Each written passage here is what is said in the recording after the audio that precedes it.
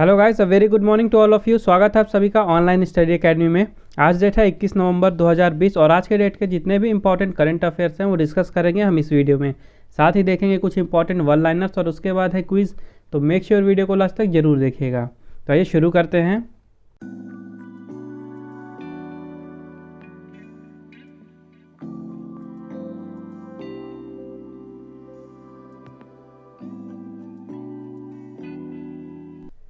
तो आज का पहला क्वेश्चन है, what is the rank of India in the global bribery risk matrix in 2020। 2020 के ग्लोबल ब्राइबरी रिस्क मैट्रिक्स में भारत की रैंक क्या है। तो अभी हाल ही में ग्लोबल ब्राइबरी रिस्क मैट्रिक्स जारी की गई है 2020 के लिए और इसमें भारत रहा है 77वें स्थान पे, यानी ऑप्शन नंबर 477 आपका करेक्ट आंसर हो जाएगा। वहीं फर्स्ट नंबर पे कौन था, तो इस रैंकिंग में फर्स्ट नंबर पे था डेनमार्क। और इस रैंकिंग को जारी किसने किया है, इसको जारी किया है एक इंटरनेशनल ऑर्गेनाइजेशन जिसका नाम है ट्रेस, जो कि जो ब्राइबरी है यानी कि रिश्वत है उसके खिलाफ एक स्टैंडर्ड तैयार करती है, एंटी ब्राइबरी स्टैंडर्ड्स तैयार करती है ऑर्गेनाइजेशन। तो भारत रहा है 77वें नंबर पे और फर्स्ट पे कौन रहा है, डेनमार्क। तो इस रैंकिंग में टोटल 194 कंट्रीज़ को जगह मिली और इन 194 कंट्रीज़ में भारत 77 पोजीशन पे था और भारत का स्कोर था 45। वहीं पिछले साल 2019 में भारत का स्कोर था 48 और भारत था पिछले साल 78 पोजीशन पे। वहीं बात करें अलग अलग डोमेन्स में, तो अलग अलग डोमेन्स में भारत का स्कोर था। इंटरेक्शन विद गवर्नमेंट में भारत को मिले 50 अंक, anti bribery deterrence and enforcement में मिले 53 अंक, government and civil service transparency मिले 36 अंक और कैपेसिटी फॉर सिविल ओवरसाइट में मिले 40 अंक और ओवरऑल मिले हैं 45 अंक। वहीं नंबर 1 पे रहा डेनमार्क, उसके बाद दूसरे पे नॉर्वे, तीसरे पे फिनलैंड, चौथे पे स्वीडन और पाँचवें पे न्यूजीलैंड। और इस रैंकिंग को प्रिपेयर करता है ट्रेस इंटरनेशनल, एक ऑर्गेनाइजेशन है जो कि एंटी ब्राइबरी स्टैंडर्ड्स तैयार करती हैं। और ये रैंकिंग तैयार कैसे की गई हैं, तो 4 पैरामीटर्स लिए गए थे। इन 4 पैरामीटर्स के ऊपर सर्वे कराया गया था 194 कंट्रीज़ में और उसके बाद उनके जो पैरामीटर्स हैं उन पे प्राप्त स्कोर के बाद ये रैंकिंग बनाई गई हैं। तो कौन कौन से 4 पैरामीटर्स थे, transparency in government and civil service, business interactions with government, civil society oversight capacity और anti bribery deterrent and enforcement. तो ये 4 अलग अलग पैरामीटर्स रखे गए थे। नेक्स्ट क्वेश्चन है, who has represented India in the recently held India Luxembourg virtual summit. हाल ही में आयोजित भारत लग्जमबर्ग आभासी शिखर सम्मेलन में भारत का प्रतिनिधित्व किसने किया है। तो अभी पहली बार हुआ है इस साल इंडिया लग्जमबर्ग समिट, इन दोनों देशों के बीच में एक समिट पहली बार हुई है इस साल और पेंडेमिक के कारण ये टोटली वर्चुअली हुई है, वीडियो कॉन्फ्रेंसिंग के थ्रू। और यहाँ पे भारत को रिप्रेजेंट किया है भारत के प्रधानमंत्री नरेंद्र मोदी जी ने। Okay, option number 3 Narendra Modi is the right answer. वहीं बात करें लग्जमबर्ग को रिप्रेजेंट किसने किया, तो वहाँ के प्रधानमंत्री जेवियर बैटेल ने रिप्रेजेंट किया लग्जमबर्ग को। किसने, जेवियर बैटेल ने।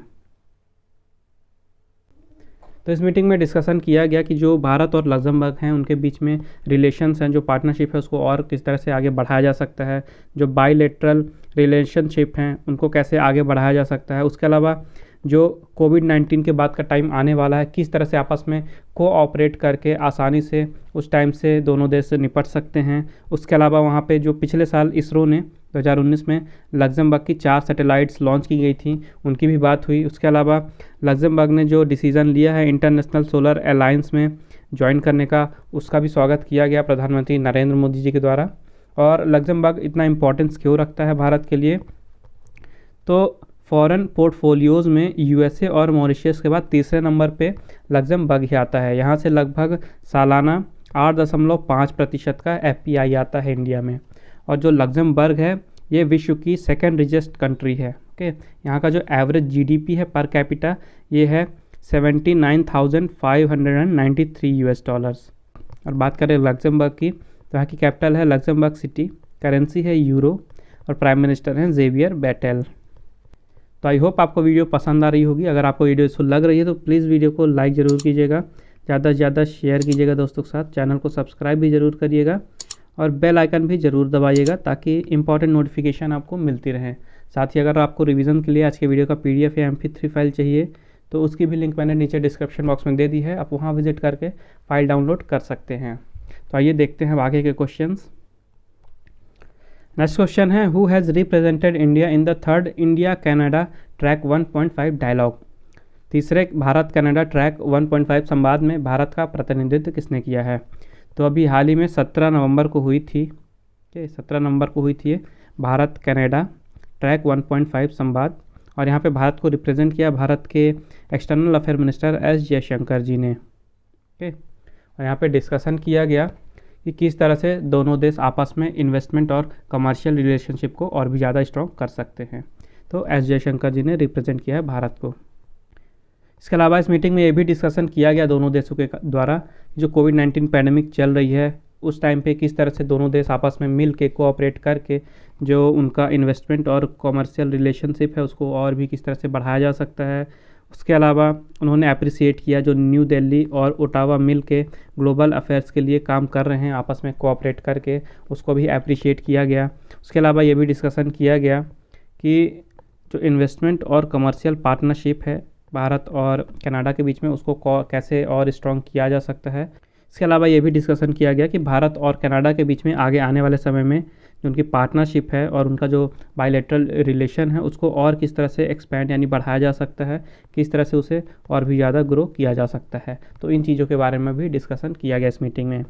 और बात करें कनाडा की, तो यहाँ की कैपिटल है ओटावा, करेंसी है कैनेडियन डॉलर, और प्राइम मिनिस्टर हैं जस्टिन ट्रूडियो। नेक्स्ट क्वेश्चन है, where will the India's first 100 megawatt convergence project be set up to generate green energy. हरित ऊर्जा उत्पादन करने के लिए भारत की पहली 100 मेगावाट अभिसरण परियोजना कहाँ स्थापित की जाएगी। तो गोवा में भारत का पहला 100 मेगावाट कॉन्वर्जेंस प्रोजेक्ट सेटअप किया जाएगा, वहाँ पे ग्रीन एनर्जी जनरेट करने के लिए।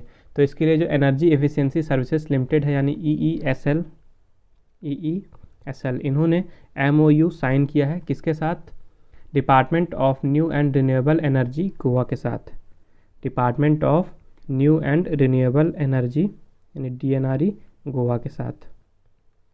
और ये भारत का पहला कॉन्वर्जेंस प्रोजेक्ट होगा जहाँ पे जो ग्रीन एनर्जी है उसे जनरेट किया जाएगा और इस एनर्जी का यूज़ किया जाएगा ग्रामीण क्षेत्रों में। उसके अलावा जो एग्रीकल्चर फील्ड है वहाँ पे भी इसका यूज़ किया जाएगा। ओके, गोवा के जो भी एग्रीकल्चर फील्ड और रूरल एरियाज़ हैं वहाँ पे इन एनर्जी का यूज़ किया जाएगा। और इस प्रोजेक्ट का मेन फोकस ये है कि जो क्लाइमेट चेंज है, रिन्यूएबल एनर्जी है और आर्टिफिशियल इंटेलिजेंस है, इन तीनों का ही यूज़ करके ग्रीन एनर्जी को जनरेट करना, और जो एग्रीकल्चर और रूरल एरियाज़ हैं वहाँ पे ज़्यादा से ज़्यादा LED लाइट्स, सोलर एनर्जी और एनर्जी स्टोरेज को बढ़ावा देना ताकि वहाँ पे डिकार्बोनाइजेशन को इनेबल किया जा सके। तो गोवा गवर्नमेंट का टारगेट है 150 मेगावाट की ग्रीन एनर्जी जनरेट करना आने वाले 3 सालों में अगले। तो ये जो प्लांट है 100 मेगावाट की सोलर पावर प्लांट, इसको इस्टेब्लिश करने के बाद काफ़ी हद तक गोवा के इस एम को भी हेल्प मिलेगी, जो उसका एम है 150 मेगावाट की ग्रीन एनर्जी जनरेट करने का। बात करें गोवा की, तो यहाँ की कैपिटल है पणजी, चीफ मिनिस्टर हैं प्रमोद सावंत और गवर्नर हैं भगत सिंह कोश्यारी, और जिन्हें एडिशनल चार्ज दिया गया है गोवा का। भगत सिंह कोश्यारी महाराष्ट्र के भी गवर्नर हैं। नेक्स्ट क्वेश्चन है, who has become the first female president of Moldova. Moldova की पहली महिला राष्ट्रपति कौन बनी हैं। तो अभी हाल ही में माया संधू, ओके, माया संधू यानी ऑप्शन नंबर 1 माया संधू जी ने हाल ही में रिसेंट में जो इलेक्शन हुए हैं मोल्दोवा में, उन्होंने इलेक्शन जीत लिया है और वो मोल्दोवा की पहली राष्ट्रपति बनने वाली हैं, ओके, पहली महिला राष्ट्रपति बनने वाली हैं। इसके अलावा जो इमोमाली रहमान हैं, ये अभी हाल ही में तजिकिस्तान के नए प्रेसिडेंट यानी कि राष्ट्रपति बने थे। सादिर जापारोव ये कुछ दिनों पहले किर्गिस्तान के नए प्राइम मिनिस्टर बने हैं, और जो अलासेन उआतारा हैं ये आइवरी कोस्ट के नए प्रेसिडेंट बने हैं कुछ दिनों पहले। बात करें मोल्दोवा की, तो यहाँ की कैपिटल है चिसिनाउ, करेंसी है ल्यू, प्राइम मिनिस्टर हैं इयोन चीकू, और प्रेसिडेंट बनेंगी अब, पहले तो आइगोर डोंडोन थे, अब आइगोर डोंडोन की जगह नई प्रेसिडेंट बनी हैं माया संधू। नेक्स्ट क्वेश्चन है, with which bank India has signed $120 loan agreement for Meghalaya integrated transport project. Meghalaya एकीकृत परिवहन परियोजना के लिए किस बैंक के साथ भारत ने $120 मिलियन के ऋण समझौते पर हस्ताक्षर किए हैं। तो अभी हाल ही में भारत सरकार ने मेघालय इंटीग्रेटेड ट्रांसपोर्ट प्रोजेक्ट के लिए वर्ल्ड बैंक के साथ 120 मिलियन US डॉलर के लोन एग्रीमेंट पे साइन किए हैं। ठीक है, किसके साथ? वर्ल्ड बैंक के साथ 120 मिलियन US डॉलर। और इन पैसों का यूज़ किया जाएगा मेघालय में लगभग 300 किलोमीटर की जो रोड्स हैं उनके डेवलपमेंट के लिए। तो इस प्रोजेक्ट के पूरा हो जाने के बाद जो मेघालय है वहाँ पे जो भी नेबरिंग कंट्रीज़ हैं भारत की, उनसे कनेक्टिविटी काफ़ी बढ़ जाएगी, जैसे कि नेपाल, भूटान और बांग्लादेश जो कि मेघालय से लगे हुए हैं। तो इन कंट्रीज से भी कनेक्टिविटी बढ़ेगी और इससे जो ट्रेड है उसमें भी काफ़ी ज़्यादा बूस्ट मिलेगा। ट्रेड के साथ ही वहाँ पे टूरिज़्म को भी काफ़ी ज़्यादा बूस्ट मिलेगा और वहाँ पे जो हेल्थ फैसिलिटीज़ हैं उनमें भी काफ़ी सुधार हो जाएगा। और इस प्रोजेक्ट से लगभग मेघालय के 8 मिलियन लोगों को रोज़गार भी मिलेगा। और कौन कौन से सेक्टर हैं जहाँ पे फ़ायदा होगा इस प्रोजेक्ट के बाद? तो स्मॉल स्केल इंडस्ट्रीज़ में, एग्रीकल्चर एरिया में, टूरिज़्म में, हेल्थ एंड एजुकेशन सेक्टर में, तो इन सारे ही सेक्टर में इन प्रोजेक्ट के बाद काफ़ी फ़ायदा होने वाला है मेघालय को। और मेघालय में अभी लगभग प्रेजेंट में बात करें तो 5362 हैबिटेशंस ऐसे हैं जहाँ पे ट्रांसपोर्ट के लिए कनेक्टिविटी ही नहीं है। तो इन प्रोजेक्ट का यूज़ किया जाएगा मेघालय में रोड कनेक्टिविटी बढ़ाने के लिए। बात करें मेघालय की तो यहाँ के गवर्नर हैं सत्यपाल मलिक, चीफ मिनिस्टर हैं कोनराड सांगमा, कैपिटल है शिलोंग। और वर्ल्ड बैंक की बात करें तो इसकी स्थापना हुई थी 1944 में। इसका हेडक्वार्टर है वॉशिंगटन DC USA में। प्रेसिडेंट हैं डेविड R मालपास और मोटो है working for a world free of poverty. Next question है विच मिनिस्ट्री हैज़ लॉन्च्ड सफाई मित्र सुरक्षा challenge for the safety of sanitation workers? किस मंत्रालय ने स्वच्छता कर्मचारियों की सुरक्षा के लिए सफाई मित्र सुरक्षा चैलेंज शुरू किया है? तभी हाल ही में ministry of housing and urban affairs ने शुरू किया है सफाई मित्र सुरक्षा चैलेंज। और ये चैलेंज शुरू किया गया है जो सफाई कर्मचारी हैं, कार्यकर्ता हैं, उनकी सुरक्षा के लिए। तो ऐसे कर्मचारी जो सेप्टिक टैंक्स या सीवर टैंक्स के सफाई करते हैं तो उनकी लाइफ को काफ़ी तरह का रिस्क रहता है, काफ़ी बार इंजर्ड हो जाते हैं सफाई कर्मचारी, या कई बार तो ऐसा होता है कि उनकी जान भी चली जाती है। तो उन्हीं की सेफ्टी के लिए ये चैलेंज लॉन्च किया जा रहा है जिसका नाम है सफाई मित्र सुरक्षा चैलेंज, ताकि जो उनकी सेफ्टी है और उनकी डिग्निटी है, सफाई कर्मचारी हैं, उनको मेंटेन रखा जा सके। तो इसे लॉन्च किया गया है वर्ल्ड टॉयलेट डे के ओकेशन पे और इसका जो रिज़ल्ट है आने वाले इंडिपेंडेंस डे पे डिक्लेयर किया जाएगा। और जो भी प्राइज़ हैं, जो भी पार्टिसिपेटिंग सिटीज़ हैं, उनको जो प्राइज़ मिलेंगे उनको 3 कैटेगरी में अवार्ड दिया जाएगा, जैसे कि cities with population more than 10 lakh, यानी ऐसी सिटीज़ जिनकी पॉपुलेशन 10 लाख से ज़्यादा है। दूसरी कैटेगरी ऐसी सिटीज़ जहाँ की पॉपुलेशन 3 लाख से 10 लाख के बीच में है। और तीसरी कैटेगरी ऐसी सिटी जहाँ पे जो पॉपुलेशन है वो 3 लाख से कम है। तो 3 कैटेगरीज में ये चैलेंज के अवार्ड डिक्लेयर किए जाएंगे। नेक्स्ट क्वेश्चन है according to Barclays projection what will be the GDP growth of India in physical year 21? Barclays के अनुमान के अनुसार वित्तीय वर्ष 21 में भारत की GDP वृद्धि क्या होगी? तो अभी हाल ही में बार्कलेज ने अपना नया प्रोजेक्शन दिया है भारत की GDP को लेके और उनके नए अनुमान के अनुसार फिजिकल ईयर 21 में भारत की GDP में अब 6.4% की गिरावट आएगी। तो एक्चुअली में बार्कलेज ने पहले भी अपना प्रेडिक्शन दिया था फिजिकल ईयर 2021 के लिए। तो जो उनका पुराना प्रेडिक्शन था ये था -6%, यानी पहले 6% की दर से उन्होंने अनुमान लगाया था कि भारत की GDP नीचे गिरेगी, उसमें गिरावट आएगी। और अभी रिसेंट में ही उन्होंने दोबारा से रिवाइज़ किया है अपने पूर्वानुमान को और नए पूर्वानुमान के अनुसार अब 6.4% की गिरावट आएगी भारत की GDP में फिजिकल ईयर 2021 में। वहीं फिजिकल ईयर 2022 की बात करें तो पहले उन्होंने अंदाज़ा दिया था, अपना अनुमान दिया था कि पहले 7% की दर से GDP ऊपर उठेगी भारत की। अब उन्होंने इसको इंक्रीज़ कर दिया है, नए अनुमान के अनुसार अब भारत की GDP 8.5% की दर से ऊपर उठेगी फिजिकल ईयर 2022 के लिए। वहीं एक और रेटिंग एजेंसी जिसका नाम है मूडीज़, मूडीज़ ने भी चेंजेस किए हैं अपने एस्टिमेशन में। तो पहले मूडीज़ ने फिजिकल ईयर 2021 के लिए अपनी जो एस्टिमेशन दी थी उसके अनुसार भारत की GDP में 11.5% की गिरावट आने वाली थी और अब उन्होंने नया एस्टिमेशन दिया है। नए एस्टिमेशन के अनुसार अब भारत की GDP में 10.6% की गिरावट आएगी फिजिकल ईयर 2021 में। वहीं फिजिकल ईयर 2022 के लिए भी उन्होंने अपना एस्टिमेशन दिया है। तो उनके पुराने एस्टिमेशन के अनुसार पहले 10.6% की दर से भारत की GDP ऊपर उठने वाली थी और अब नए प्रिडिक्शन के अनुसार, नए प्रोजेक्शन के अनुसार जो भारत की GDP है उसमें 10.8% का इंक्रीमेंट आएगा, यानी ग्रो करेगी भारत की जीडीपी का फिस्कल ईयर 2022 में। नेक्स्ट क्वेश्चन है, who has inaugurated Bengaluru tech summit 2020? Bengaluru tech summit 2020 का उद्घाटन किसने किया? तभी हाल ही में प्रधानमंत्री नरेंद्र मोदी जी ने इनॉग्रेशन किया है बेंगलुरु टेक समिट 2020 का। और ये जो बेंगलुरु टेक समिट है ये हर साल बेंगलुरु में होती है। ये कर्नाटका का एक एनुअल टेक्नोलॉजी इवेंट है, यानी टेक्नोलॉजी जो भी अपकमिंग टेक्नोलॉजी हैं, नई नई तकनीक आ रही हैं, उन सारी चीज़ों के बारे में डिस्कशन करने के लिए इस समिट को ऑर्गेनाइज कराया जाता है एनुअली कर्नाटका सरकार के द्वारा। तो इसका इनॉग्रेशन किया है नरेंद्र मोदी जी ने एक वीडियो कॉन्फ्रेंसिंग के थ्रू, और इस साल इसकी थीम रखी गई थी नेक्स्ट इज़ नाउ। ओके, इस कॉन्फ्रेंस की थीम थी नेक्स्ट इज़ नाउ। तो इस समिट के दौरान नरेंद्र मोदी जी ने बताया कि जो वर्क फ्रॉम होम है या ऑफिस के अलावा कहीं और से जो वर्क हो रहा है, तो अब ये नया एक नॉर्म बन गया है और ये आने वाले काफ़ी लंबे समय तक रहने वाला है पेंडेमिक के चलते। और उन्होंने ये भी बताया कि जो टेक्नोलॉजी है उसको अडॉप्ट किया गया है काफ़ी फील्ड में, जैसे कि एजुकेशन के फील्ड में भी, हेल्थ के फील्ड में और शॉपिंग के फील्ड में जो टेक्नोलॉजी है उसको पूरी तरह से अडॉप्ट किया जा रहा है। और उन्होंने काफ़ी सराहना की है जो भारत का टेक सेक्टर है कि जिस तरह से पेंडेमिक के द्वारा जो टेक सेक्टर है उसके कारण कोई भी काम रुक नहीं पा रहा है, काफ़ी हेल्प कर रहा है टेक सेक्टर। लगभग हर एक फील्ड में काम चलता रह रहा है पूरे कंट्री का, पूरे विश्व का।